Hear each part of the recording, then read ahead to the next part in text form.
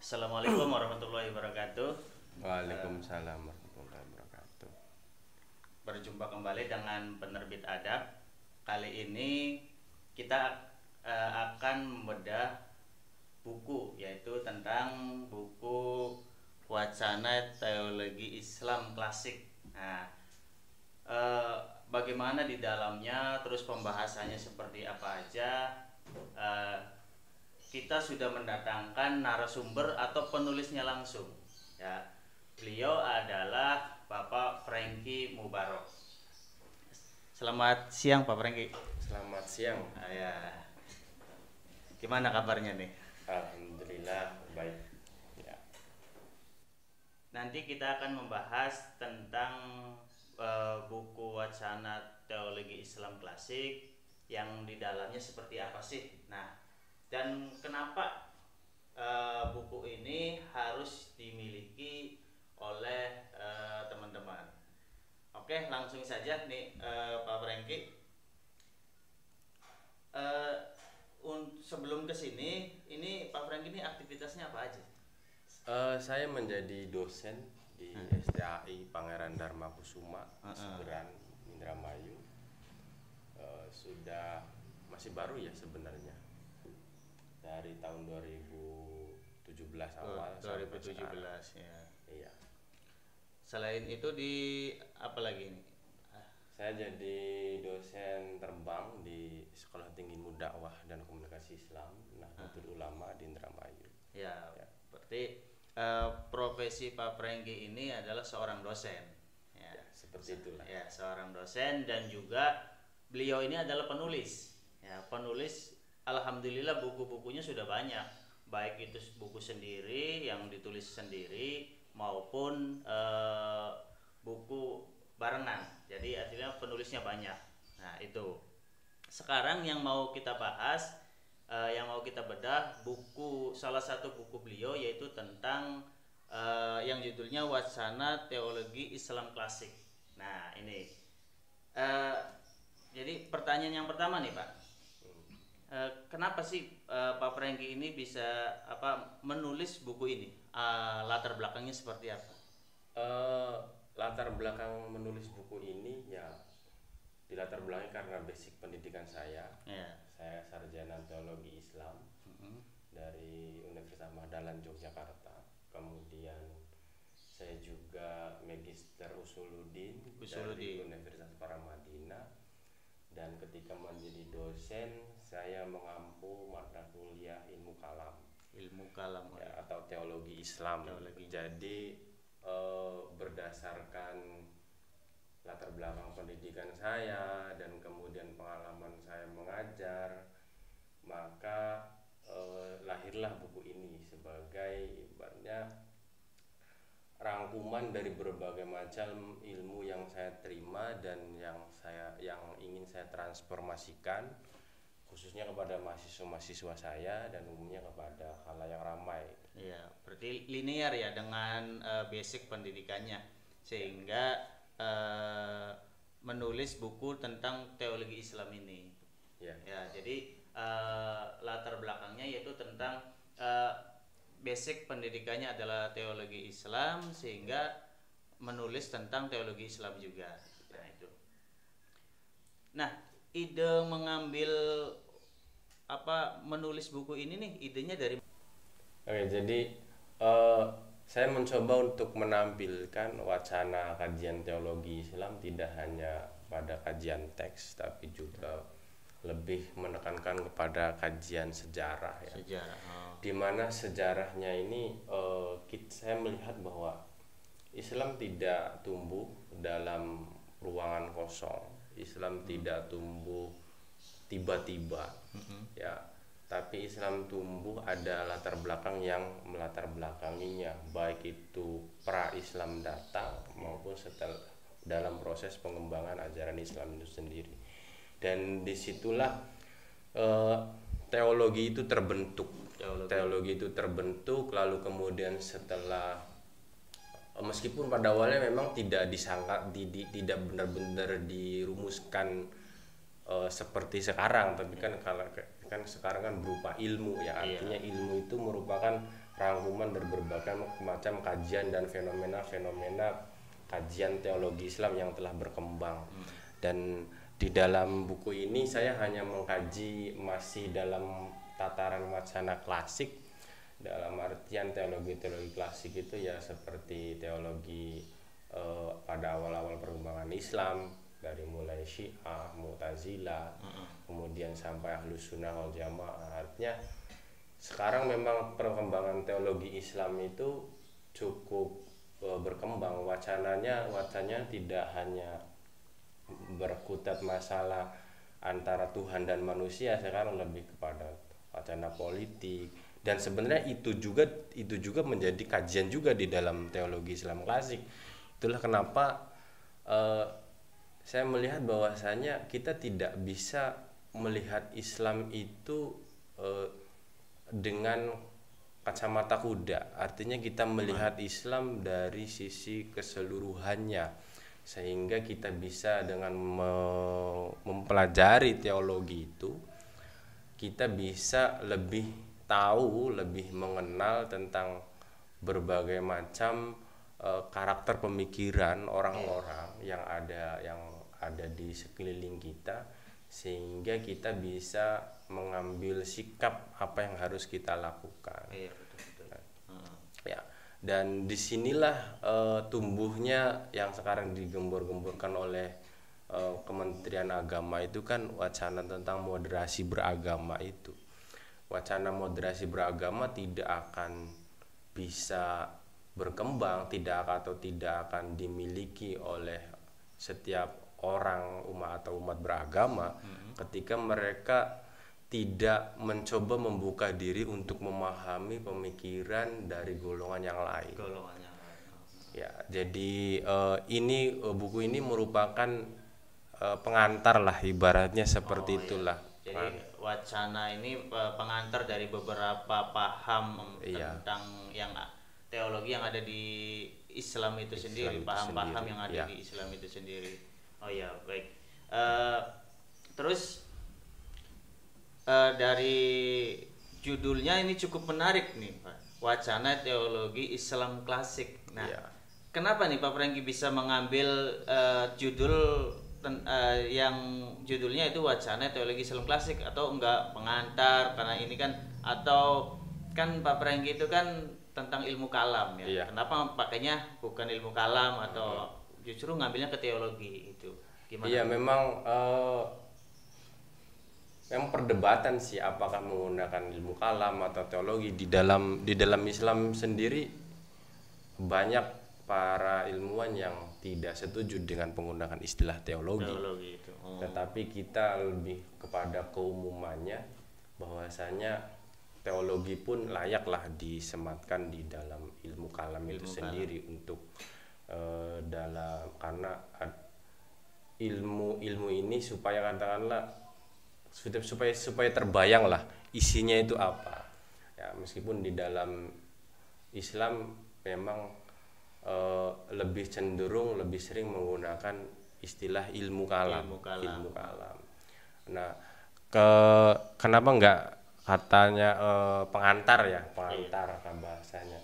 Karena di sini saya memang ini isinya pengantar, tapi saya mencoba untuk menyajikannya dengan perspektif saya sendiri, ya, perspektif kajian historis. Kan makanya di dalam awal-awal bab di buku ini saya juga menjelaskan tentang kondisi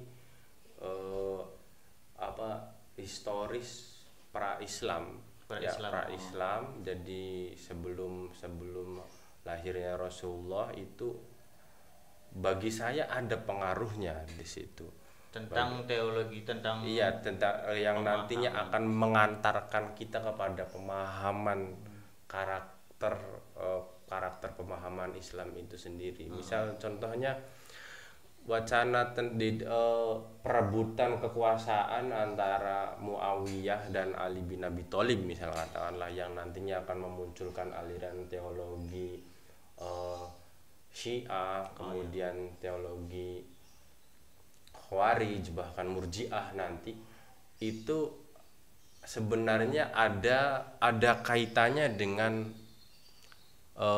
hubungan antara dua keluarga Bani Hashim dan keluarga Bani Umayyah itu sebelum Islam hadir pun sudah ada konflik.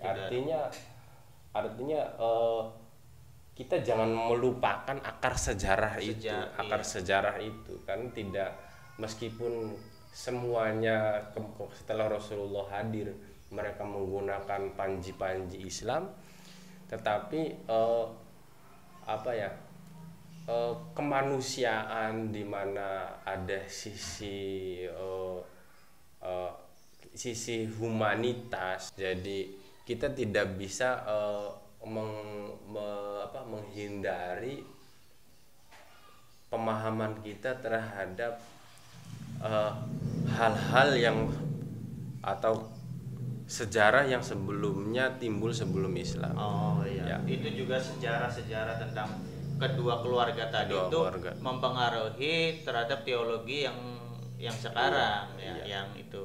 Oh iya. Karena itu kan sisi kemanusiaan manusia kan tidak bisa melepaskan diri dari latar belakangnya.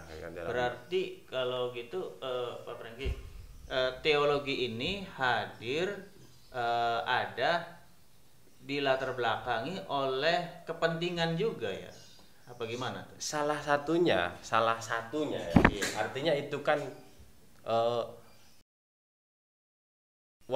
teks wahyu itu hadir dalam ranah yang universal. Ya, betul. Dalam ranah yang universal, di mana kemudian ketika turun dan dipahami oleh manusia, keuniversalan, kemeliputian teks-teks Islam yang dibawa oleh Rasulullah SAW itu kemudian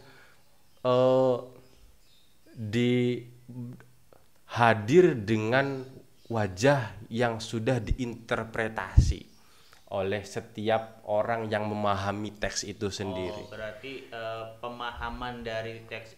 Jadi aslinya teks ini, wahyu ini universal. Tapi pemahaman dari masing-masing yang memahami wahyu ini berbeda-beda. Dan ketika banyak orang yang berperang gitu kan. Iya. Orang berperang antar contoh kan perang Siffin gitu kan. Itu kan semuanya berdebat itu menggunakan dalil-dalil Al-Qur'an, Al-Hadis, keduanya itu. Ya. Dan mereka tuh punya interpretasi yang berlainan. Nah, dan ini merupakan hal yang menarik yang harus kita ketahui, yang bahwasanya ada loh orang yang berpikiran yang berbeda dari diri kita, sehingga harapannya di dalam masyarakat modern yang kita banyak berinteraksi, nanti perkembangannya akan jauh lebih banyak, kita akan jauh lebih mengambil sikap arif bijaksana lah, intinya seperti itu. Menghormati berbagai macam perbedaan itu. Oh iya, siap. Jadi bisa disimpulkan bahwa ya hadirnya teologi yang ada sekarang, pemahaman sekarang itu ya karena perbedaan pandangan dari masing-masing orang tersebut ya tentang memahami wahyu itu. Iya, seperti itu. Siap. Nah, ini kan Pak Franky kan nulis ini kan kita yakin banyak sekali dinamikanya gitu, sumbernya atau apanya. Nah, tantangannya nih apa nih Pak? Ngambil ini nih tantangan bisa menulis buku ini. Iya. Banyak sih sebenarnya tantangannya, tapi kalau misal saya pun merasa apakah buku ini sudah benar-benar mewakili gitu kan. Saya rasa ketika ilmu pengetahuan dihadirkan itu pasti membutuhkan berbagai macam pengembangan. Karena makanya saya bilang di awal bahwa ini adalah salah satu proyek pertama saya. Ya, dan yang nantinya akan insya Allah akan terus saya kembangkan. Saya akan terus menambah pengetahuan saya, dan tantangan yang pertama yaitu bagaimana kita bisa mencari waktu untuk terus belajar intinya. Oh iya, betul. Bagi seorang akademisi, seorang dosen itu eh, kita ya seharusnya ya semakin kita menjadi dosen maka belajarnya tambah kencang gitu Tambah kan. kencang, iya. Tambah kencang, bukan malah kok saya dosen kemudian jarang baca buku lagi, malah baca bukunya harusnya jauh lebih banyak. banyak lagi. Ya, Oh, itu merupakan tantangan. Kemudian tantangan yang pertama, kemudian tantangan waktu ya. Jadi waktu ya, pembagian waktu itu. Jadi usahakan yang menulis entah itu meskipun satu hari dapat 15 menit, oh, itu dapat 30 menit, saya berusaha untuk itu salah ya. itu salah satu tipsnya ya. Iya, Ini iya. bisa kan Pak Franky, bukunya bukan hanya ini aja nih. Iya. Banyak gitu kan. Nah, ini. Jadi Gimana tuh? kadang-kadang kita itu kalau saya nggak tahu kalau penulis yang lain. Kalau saya itu inspirasi itu kan kita datangnya kapanpun ya. Kadang saya pengen menulis ini, tapi kemudian setelah 5 halaman atau berapa, lalu stop gitu kan. Tapi itu kita stop itu ya kita lanjutkan dengan melanjutkan buku yang lain. Oh, gitu. Jadi cara menulis saya itu ya bisa dikatakan random zigzag gitu kan. Berarti Jadi Pak Frank itu nulis kalau ininya lagi mentok, nulis yang lain. Jadi nulis yang lain. berbarengan ya. Jadi berbarengan gitu kan. Nanti siapa dulu yang selesai gitu. Luar biasa nih. Ya baru tahu nih. Jadi biasanya kan rata-rata kan satu dulu Iya, selesai. iya, Ini iya. mah ini ya, pas lagi ini mentok ini. Luar biasa nih. Jadi gimana tuh? Karena itu ya berhubungan juga dengan apa ya? Eh, berhubungan juga dengan bacaan kita, kemudian hasil interaksi kita dengan teman-teman dosen, dengan di organisasi, kemudian interaksi kita dengan mahasiswa, interaksi kita dengan para pimpinan dan lain sebagainya. Kadang interaksi kita dengan isu-isu terbaru di dunia internet gitu kan, di Facebook, di YouTube dan lain sebagainya.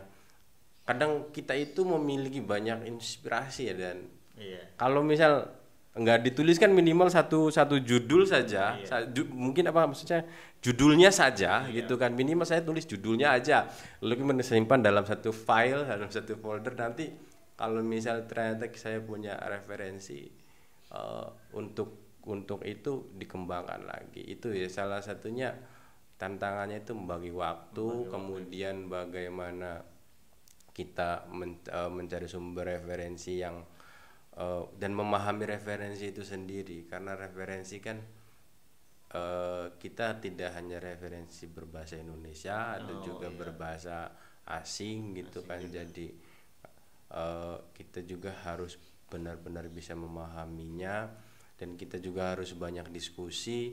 Dan yang paling utama itu ya tantangannya itu bagaimana kita menciptakan suasana yang mendukung ya, suasana yang mendukung kita untuk terus produktif menulis.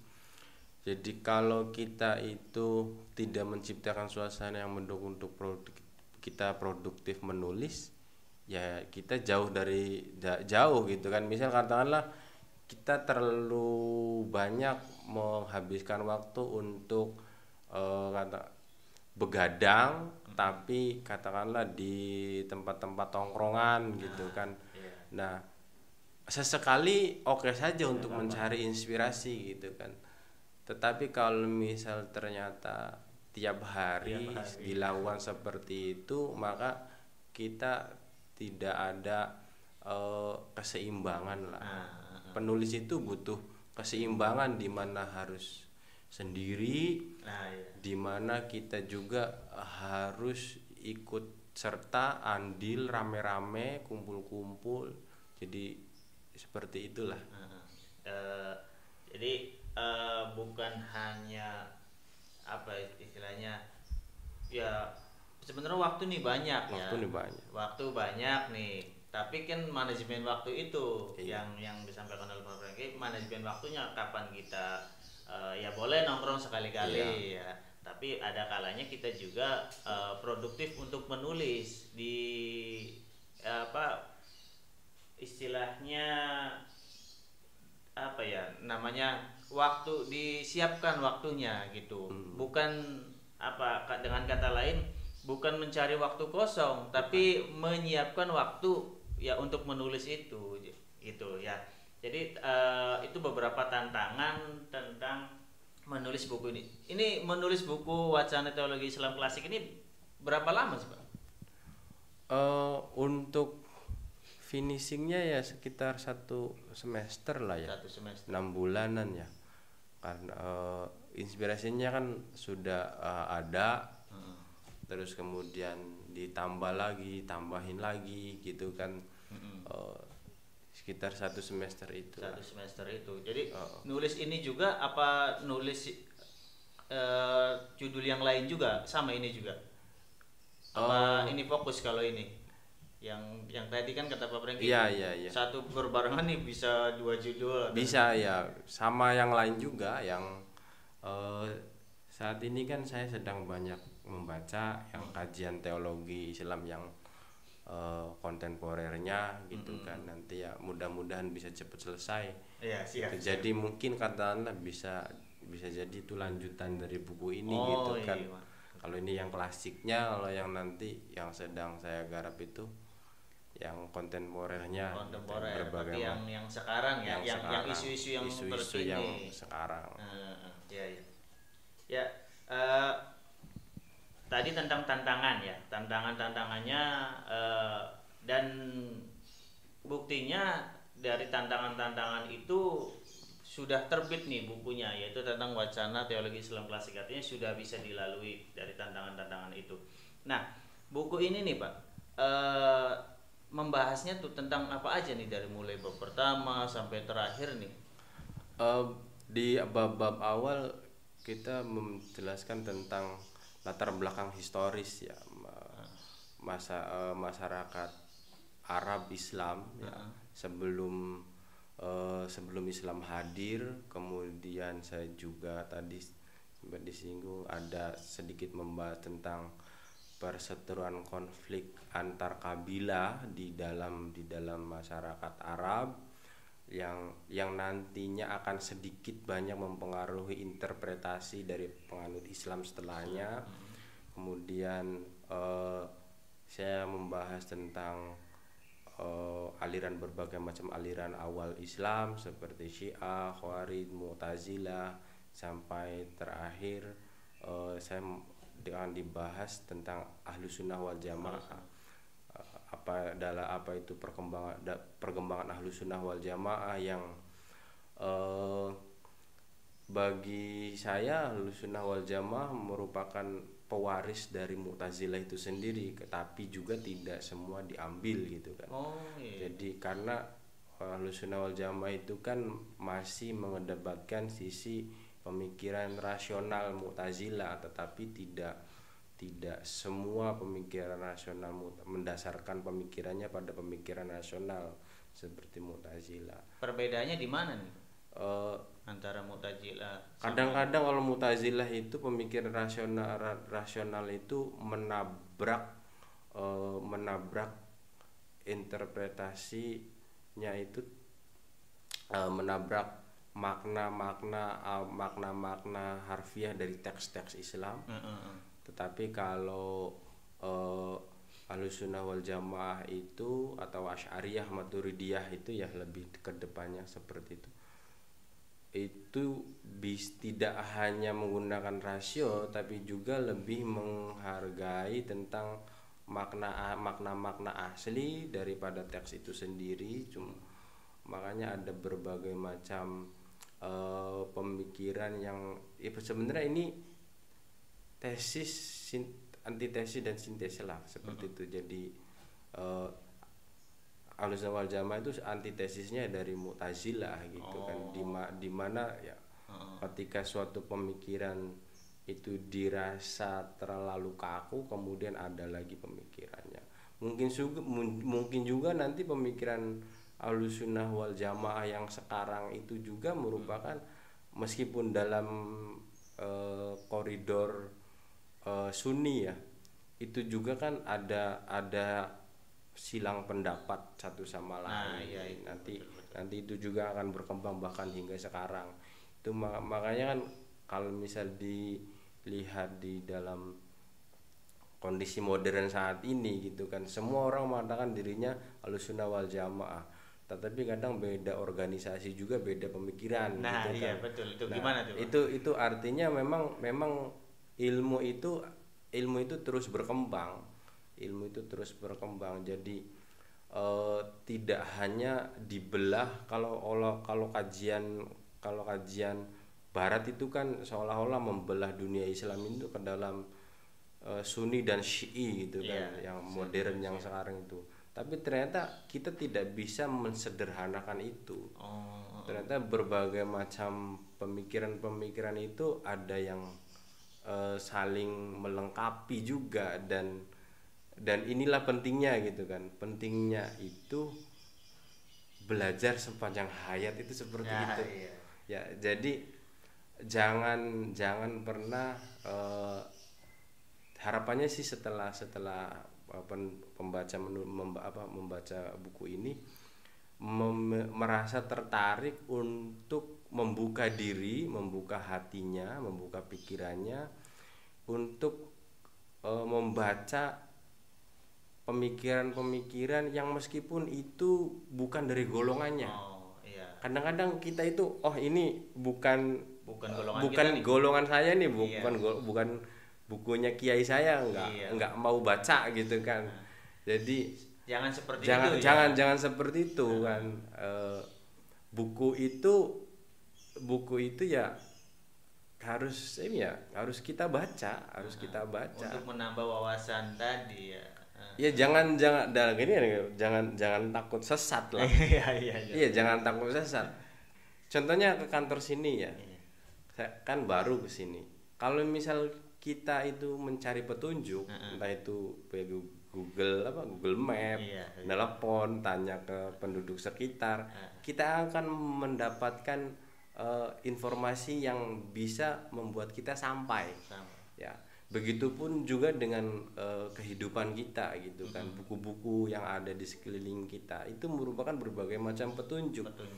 Dan ketika kita itu berhenti stagnan hanya mencari petunjuk-petunjuk dalam satu, katakanlah hanya diberikan oleh satu atau dua orang saja, dan enggan untuk membaca atau mendengarkan ilmu pengetahuan dari orang yang lain, maka disitulah ketersesatan akan terjadi.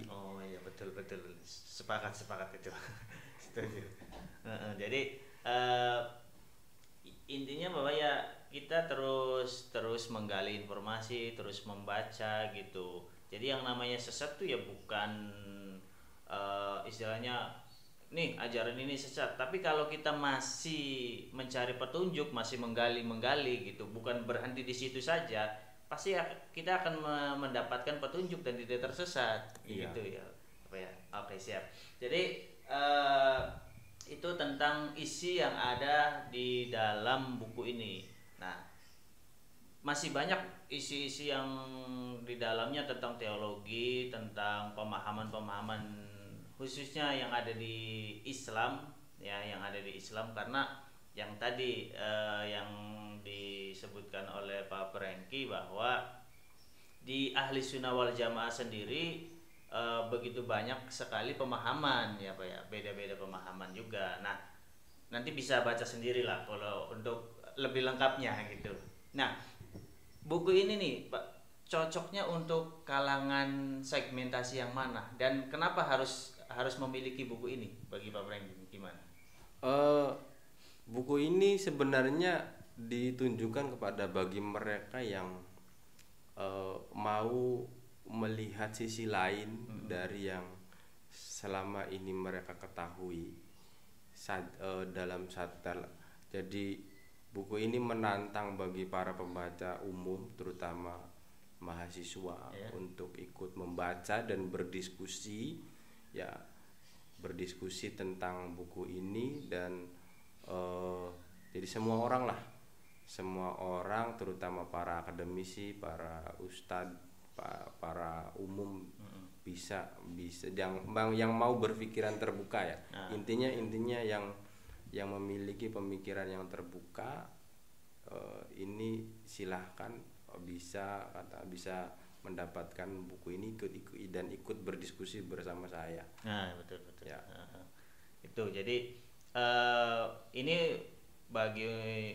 untuk teman-teman yang pemikirannya terbuka dan mau membuka wawasan di pemahaman yang lain, tidak fanatik dengan pemahamannya sendiri gitu, mau membuka wawasan, silakan baca buku ini, ya. Nanti bisa tanya-tanya langsung ke penulisnya. Nah, kalau ini ada yang gak setuju nih, nah boleh nanti bisa komen atau bisa korespondensi. Ya, bisa ya, nanti bisa hubungi lah. Kita bisa, kalau mau fasilitasi penerbit adab juga bisa, barangkali ada yang kurang setuju gitu. Tapi baiknya silahkan baca aja dulu, ya. Banyak sekali pembahasan khususnya tentang ya tadi teologi Islam yang ada di dalam Islam itu sendiri. Nah, oke, Bapak Ibu, tadi pembahasan tentang atau bedah buku tentang buku Wacana Teologi Islam Klasik. Nah, bagaimana di dalamnya atau isinya yang tadi sudah dijelaskan secara garis besarnya, lebih baik langsung baca saja, ya, langsung dibaca. Nanti bagaimana cara mendapatkannya? Bisa di marketplace penerbit adab atau juga bisa menghubungi nomor WA-nya penerbit adab. Nanti kita akan fasilitasi untuk mendapatkan buku Wacana Teologi Islam Klasik ini. Untuk Bapak Ibu, terima kasih atas perhatiannya. Terima kasih sudah menonton video ini. Sebelum ditutup, kita serahkan ke penulis sebagai closing statement atau ya pesan terakhir tentang untuk para pembaca, khususnya pembaca Wacana Teologi Islam Klasik ini. Gimana tuh, Pak? Baik, closing statement saya, jadikanlah membaca sebagai kebutuhan. Jangan lelah untuk membaca terus. Dan karena membaca adalah hidup adalah membaca. Ya, terima kasih Pak Franky sudah menyempatkan waktunya di penerbit adab untuk membahas atau membedah buku Wacana Teologi Islam Klasik. Nanti katanya akan ada buku berikutnya. Kalau ini kan Teologi Islam Klasik, nanti ada buku yang berikutnya tentang teologi Islam yang kontemporernya, yang saat ini. Seperti kita ketahui sekarang ini kan banyak pemahaman di dalam Islam itu sendiri, termasuk di yang tadi ahli sunnah wal jamaah itu sendiri juga banyak pemahaman. Nah, seperti apa sebelum ke teologi Islam yang kontemporer tadi, alangkah baiknya memiliki buku ini dulu, karena nanti akan nyambung ketika membaca buku yang teologi kontemporer itu. Oke, dari saya penerbit adab, nanti kita akan membahas bedah buku di judul-judul berikutnya. Sampai bertemu kembali. Assalamualaikum warahmatullahi wabarakatuh.